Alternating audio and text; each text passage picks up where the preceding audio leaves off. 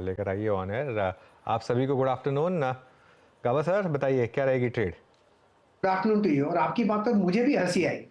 जैसे कि आपने कहा कि आप गए थे नाश्ता करने और 400 पॉइंट कर गया, ऐसे कि रुमाल रख कर गए थे और वहां तो रुमाल कोई ले गया। लेकिन उस समय मैं था जब ये हुआ। In fact I was also shocked. 10:30 बजे का शो कर रहा था। स्टॉक जो मुझे पसंद है इस वक्त वो है इंटेलेक्ट डिजाइन। इसके अंदर थोड़ी इनहेरेंट स्ट्रेंथ नजर आती है। ब्रेकआउट नहीं मिला है लेकिन इनहेरेंट स्ट्रेंथ है। ट्रेड करा है 1116 पर, स्टॉप हुआ 1110 पर, ₹6 का। इसमें एक अपमूव मिल सकता है, वो ले जा सकता है 1140 से 1150 तक। तो लगता है कि यस, शायद देना चाहिए ध्यान इंटेलेक्ट डिजाइन पर। मुझे ना इस पर वो मीम याद आ गया। वो जब मार्केट में करेक्शन आई थी पिछली बार तो वो मीम काफ़ी एक्टिव हुआ था कि वो नए निवेशक की इस समय क्या स्थिति है। वो बोलता है कि भंडारा खाने मंदिर गया था, अंदर पहुंचा तो प्रसाद खत्म, बाहर आया तो चप्पल गायब। तो इस समय मार्केट में यही सीन चल रहा है। जी हाँ। मानस बताइए फिर ऐसी स्थिति में ट्रेड क्या लेना है, तेजी या मंदी का? तो देखिए तेजी का ट्रेड लेंगे आशिता जी, लेकिन थोड़े सेफ स्टॉक में ट्रेड करना बेहतर रहेगा इस टाइम पे।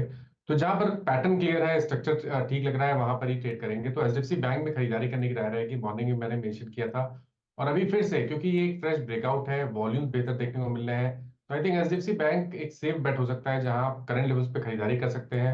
1444 का आपको स्टॉप लॉस लगाना है, ये कैश लेवल्स हैं। और 1490 1490 के आपको टारगेट सेट करने हैं।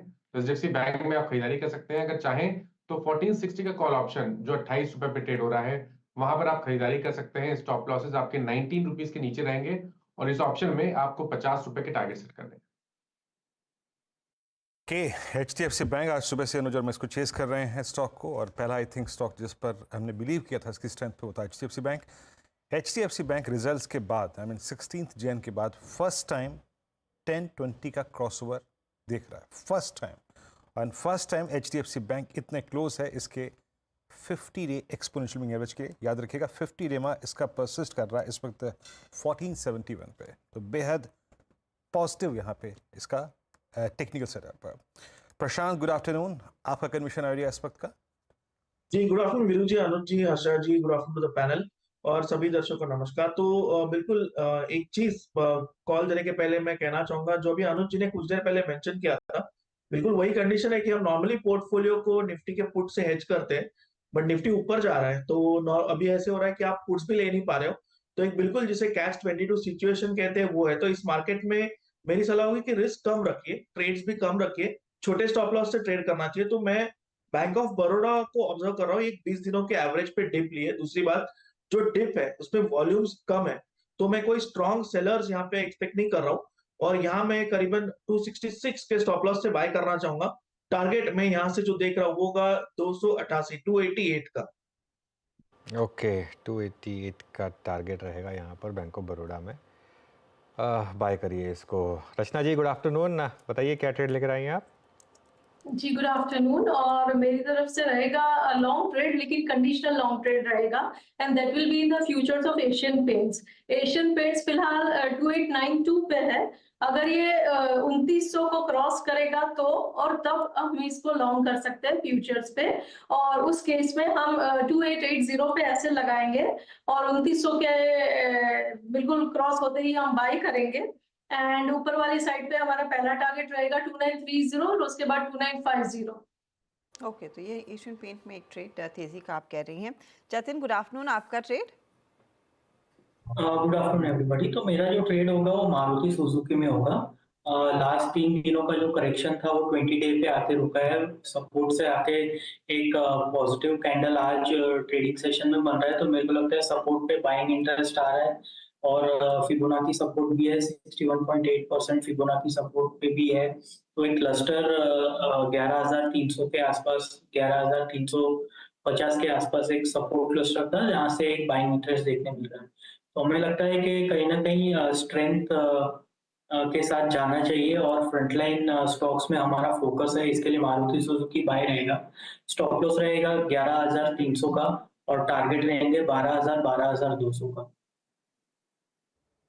ओके, यहाँ पे जतिन का ट्रेड है मारुति और 12,200 के लक्ष्य यहाँ पर ओपन हुए हैं। ऑल टाइम हाई ट्रेजेक्टरी की एक्सपेक्टेशन। सिद्धार्थ खेमका हमसे जुड़ चुके हैं बातचीत करने के लिए। सिद्धार्थ साहब नमस्कार, कार्यक्रम में स्वागत है आपका। मिड कैप की, स्मॉल कैप की अगर आप देखें कोलैप्स और पेन इस सेगमेंट में, बट समहाउ लार्ज कैप में स्टेबिलिटी है, एक कंफर्ट है। आज बैंक निफ्टी में HDFC बैंक काफ़ी एक कंफर्ट दे रहा है। आपकी अप्रोच मार्केट्स पे क्या है सिद्धार्थ, और अब इस वक्त एग्जैक्टली आप क्या चेज़ कर रहे हैं? आपका स्टॉक ऑफ द डे क्या होगा, क्या चीज़ कर रहे हैं आप? जी नमस्कार वीरू, नमस्कार हर्षदा, अनुज एंड सभी पैनलिस्ट को। देखिए मार्केट में देखिए एक साथ बहुत सारी चीज़ें कोइंसाइड हो गई हैं, जो अभी अनुज थोड़ी देर पहले बता रहे थे कि लिक्विडिटी को लेकर काफ़ी मार्केट में मोमेंटम था। स्मॉल कैप मिड कैप वो कब रुकेगा बोलना बहुत डिफिकल्ट था, बट कहीं ना कहीं लास्ट 2-3 महीने से वैल्यूएशंस जो है मिड और स्मॉल कैप के प्रीमियम वैल्यूएशंस पे चले गए थे, बट चूंकि एक फ्लोज कंटिन्यूसली चल रही थी तो वो स्पेस कंटिन्यूसली आउट परफॉर्म कर रहा था, तो थोड़ा डिफिकल्ट था। हालांकि हमारा झुकाव थोड़ा लार्ज कैप के प्रति जा रहा था, बट अब जो सेबी ने किया, मार्च का इफेक्ट एक है बोल लीजिए, जहाँ पे बहुत सारे लोग थोड़ा प्रॉफिट बुकिंग, थोड़ा कॉशियसनेस अप्रोच ला रहे हैं। एक जो प्री इलेक्शन रैली है वो भी कहीं ना कहीं जाकर अब बहुत ज़्यादा मार्केट में डिस्काउंट हो चुका है। तो हमें लगता है कि जो मिड कैप इंडेक्स है वो 30-35% प्रीमियम पर ट्रेड कर रहा है निफ्टी के, तो वहाँ थोड़ा बहुत और कंसोलिडेशन, प्रॉफिट बुकिंग देखने को मिल सकता है। लार्ज कैप एक ऐसा स्पेस है जहाँ पे better quality companies, better cash flows, better management stocks मिल रहे हैं, और ये जो भी आने वाला है, जैसे सेबी का तरफ से बहुत सारे एडवाइजरीज आए हैं अभी फ्राइडे को, जो म्यूचुअल फंड्स के लिए स्मॉल और मिड कैप का स्ट्रेस का रिजल्ट्स आएगा, उससे पता नहीं कितने और एडवाइजरीज आएंगे। Mid cap small cap funds को कितना बेचना पड़ेगा, कितना खरीदना पड़ेगा, वो सारे जो अनसर्टिनिटीज़ को लेकर डेफिनेटली एक लार्ज और लार्ज मिड कैप्स के प्रति हमारा फोकस रहेगा। एक स्टॉक जो है जो थोड़ा सा लार्जर मिड कैप स्पेस में है, जो हमारी नज़र में आ रहा है, वो है इंडिगो, इंटरग्लोब एविएशन। अगर आप देखें तो कल ही जो promoter, one of the promoters है राकेश गंगवाल, उन्होंने अपना ऑलमोस्ट 6%, 5.8% स्टेक बेचा है फॉर 6,785 करोड़।